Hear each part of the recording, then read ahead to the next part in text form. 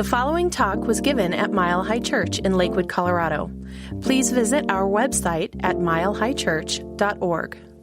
On course is the theme for our 2018 Living the Vision series. And we're attuning to the core purpose and the soul path within ourselves. And then we're moving that inward direction into purposeful and consistent livingness so that our greater and greater potential can be activated. Now we're also focusing then on 5 pathways to empower the possible. 5 pathways to empower the possible, and we've covered 3 of them thus far. Visioning, claiming, and initiating. Josh did a wonderful job on initiating. And so today then, we move into step number 4, pathway number 4, celebrating. Celebrating. Now, celebrating is a whole lot more than partying. Although there's not a whole lot wrong with partying on occasion, I'm here to tell you. Celebrating is more. Actually, celebrating is a profound spiritual practice. A profound spiritual practice because it links us to the divine energies within us and the spiritual power within all of life. It takes us to the very core of the creative power of God. Inspired celebration. Maybe that's why it's written in the Bible, if we didn't rejoice, the rocks and hills would break out singing. And how it is that we walk through our lives in the doldrums so very often. But if we didn't rejoice, it says, the rocks and the hills would break out singing. And I've always loved the passage, this is the day the Lord has made. I will rejoice and be glad in it. But how easy it is, yes, to be kind of just crawling through this glorious lifetime of ours. The great poet, Mary Oliver, asked the question, are you breathing just a little and calling it life?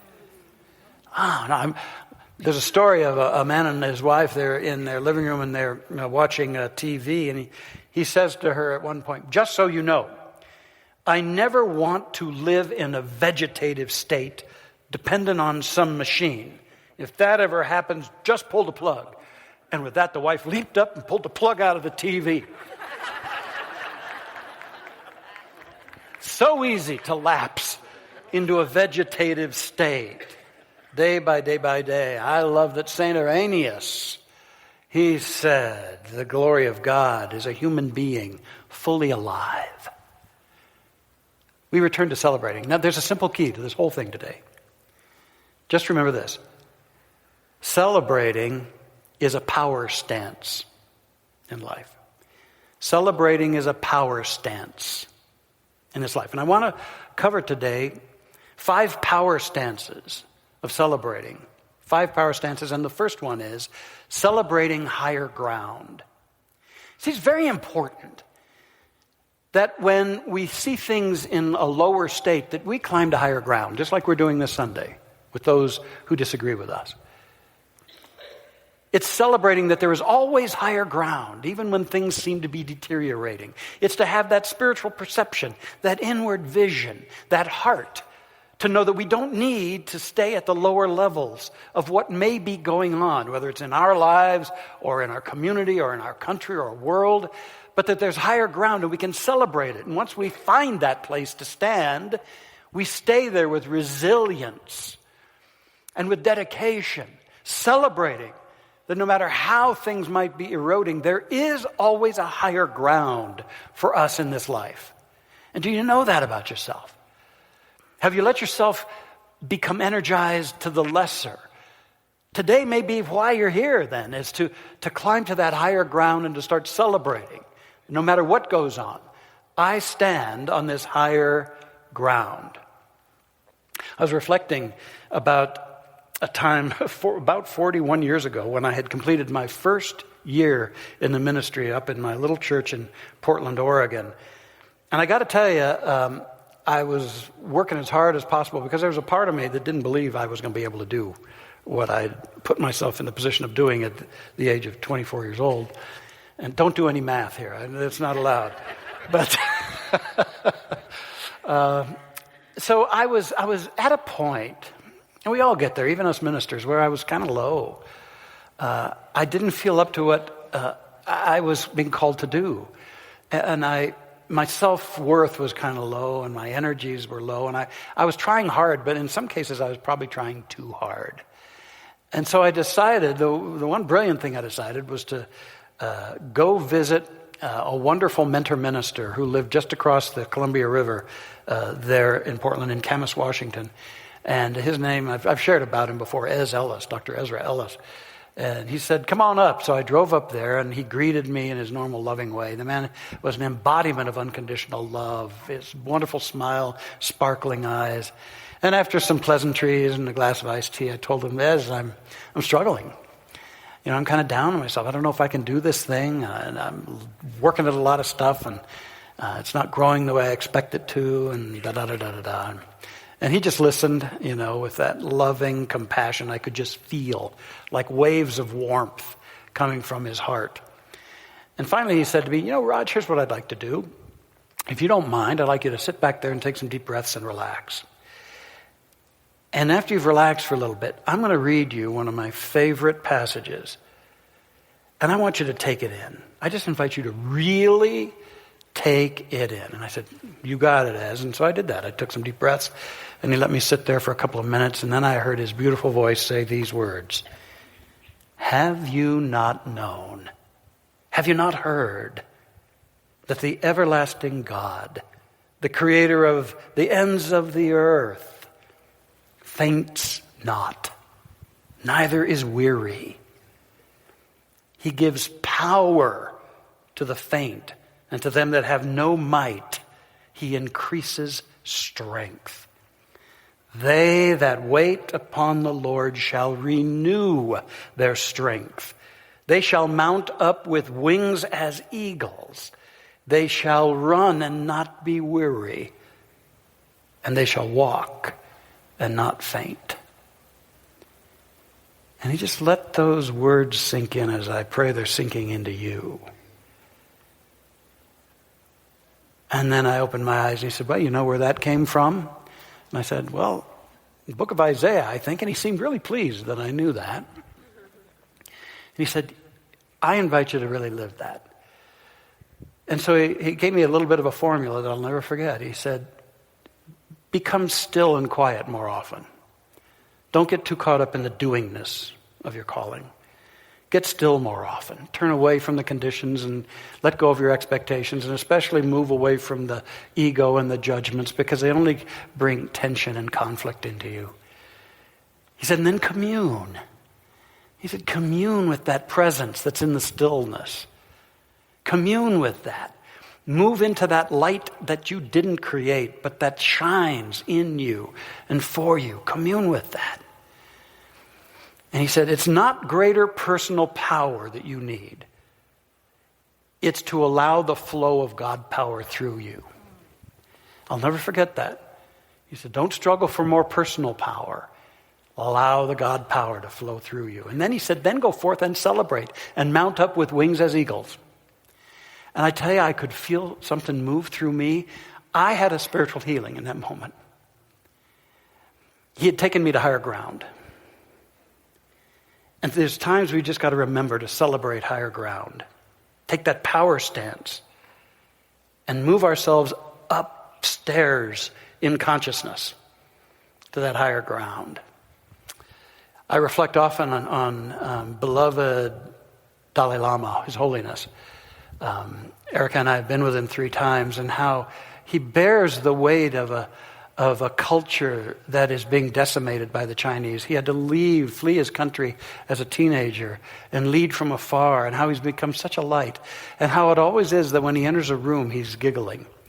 And he has such a wonderful smile, and he speaks of the power of the smile and keeping an open heart. And he talks about his friends, the Chinese, as we're talking about our friends from Westboro.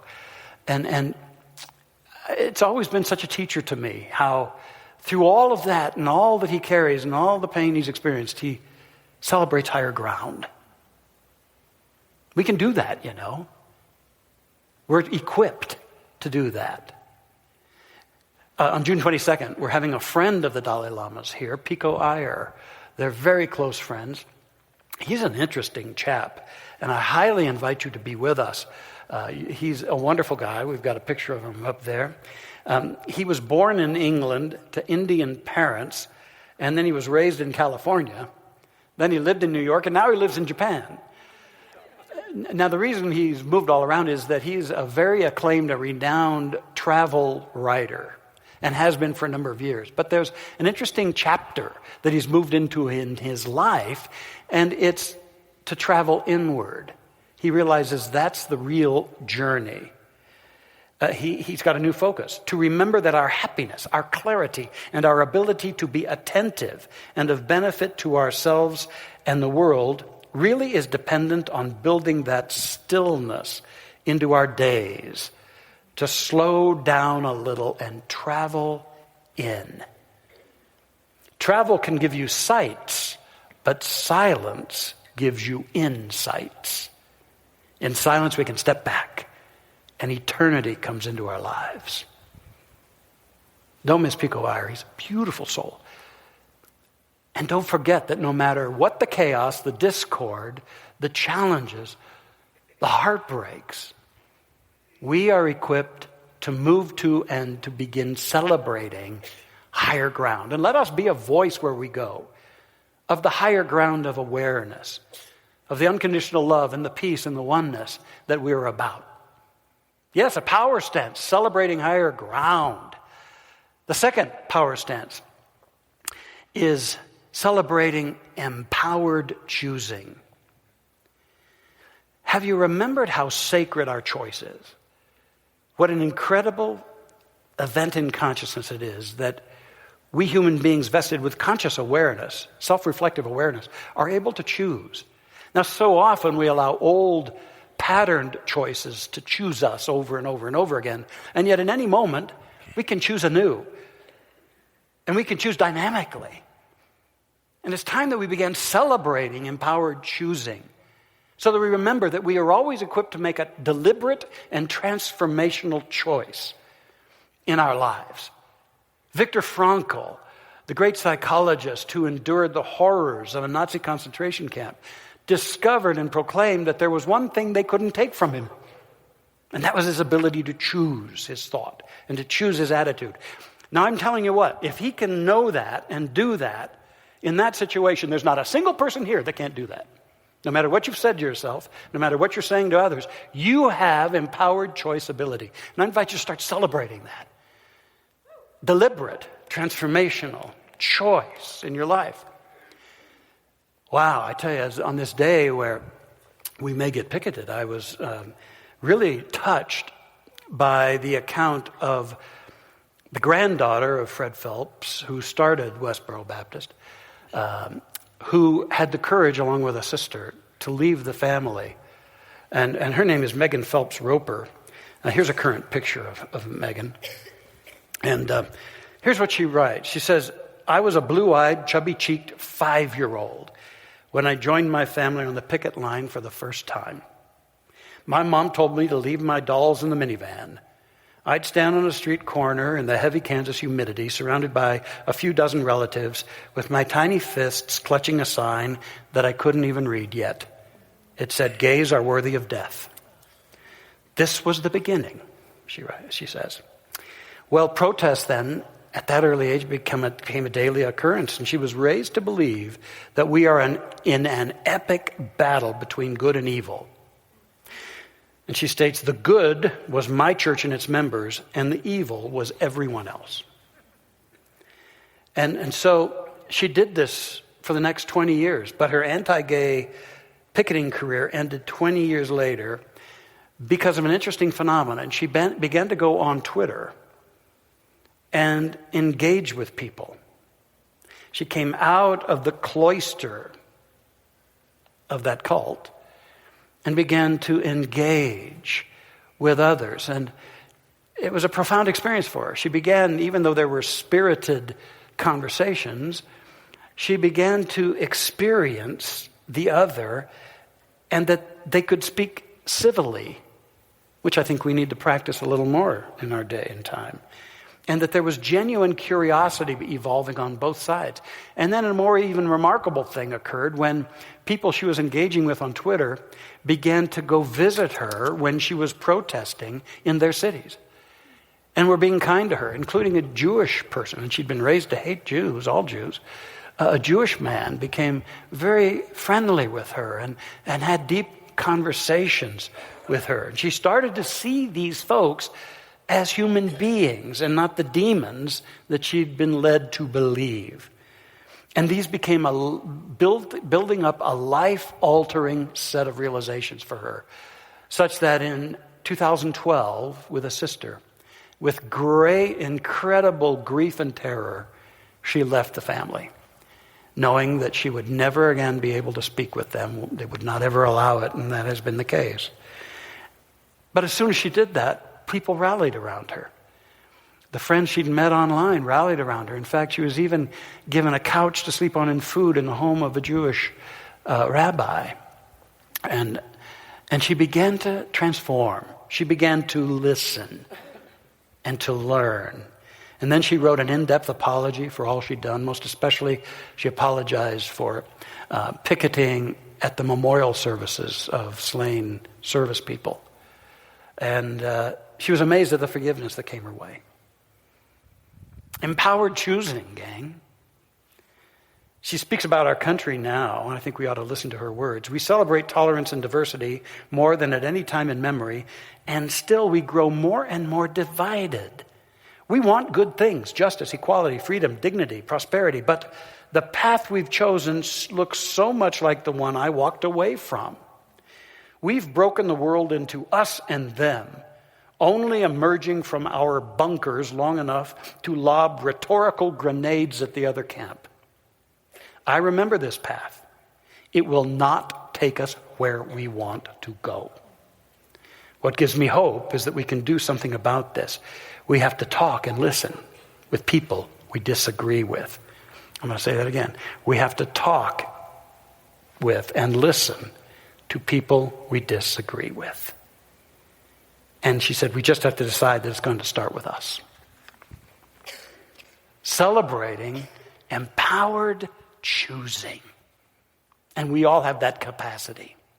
And then the third one is celebrating emerging vision. To stand always as a champion, celebrating our vision, even if our vision is still in process, even if it hasn't fully unfolded. The great power stance is to celebrate the idea and to keep with that so that you can be guided to the ways and means by which it can continue to unfold into actuality, into form. We must remember to celebrate vision and not become discouraged if it hasn't fully expressed in full orb, but to keep celebrating that vision, keep aligning with that vision, staying on course, as our theme suggests. Oh, I love the words of the great James Allen. The vision that you glorify in your mind, the ideal that you enthrone in your heart, this you will build your life by. This you will become.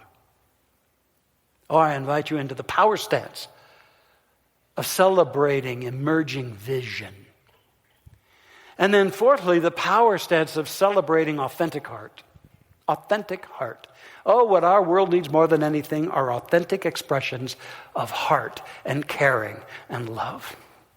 That is why we have this wonderful statement now that is an extension of our vision and mission called the Heart of Mile High. It's because we are about authentic heart. The deep love of our being unleashed for all to heal our world so that we can, without embarrassment or holding back, step forward in the power of the love in our hearts. A long time ago, I told you about a guy named Johnny Barnes. I want to bring him back into your awareness. He's a wonderful, wonderful guy. He was born in Bermuda in 1924, and there he is, by the way. He's standing in front of a bronze statue of him. He passed in 2016, about a year and a half ago. He started as an electrician who worked on the railroad until it closed there in 1948, and then he became a bus driver. But in 1986, he came upon doing something new. He would stop at the Crow Lane roundabout, a significant roundabout, And he began waving to the traffic and blowing kisses and telling everybody, "Good morning, I love you." And he did this for 30 years straight until he passed over. Rain or shine, from 3:40 a.m.